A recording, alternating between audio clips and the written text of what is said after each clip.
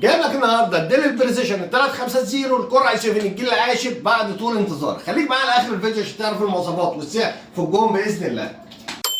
السلام عليكم ورحمه الله وبركاته، كل عام وحضراتكم بخير. عندي جاي النهارده من شركه شمس لخدمات الكمبيوتر على اجهزه استيراد الديل البريسيشن ال 350. بصوا يا جماعه الاجهزه فرز اول بحاله الزيرو الديل البريسيشن ال 350 الكور اي 7 الجيل العاشر ال 10 750 اتش برامات 32 جيجا، دي رام 4، هارد بيبقى 512، اس اس دي الام 2. الجهاز بيبقى فيه كارتين شاشه، كارت شاشه انتل وكارت شاشه انفيديا، الانفيديا كوادرو. التي 1000 بيبقى 4 جيجا، دي رام 5 وبيعلى مع الرامات. شاشه 15 و6 اي بي اس.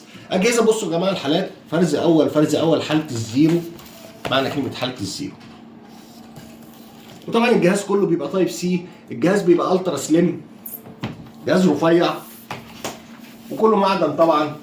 بحاله الزيرو حاله الزيرو احسن سعر واحسن حاله بفضل ربنا هتلاقيها عندنا.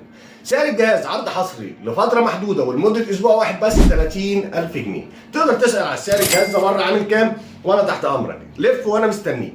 والسلام عليكم ورحمه الله.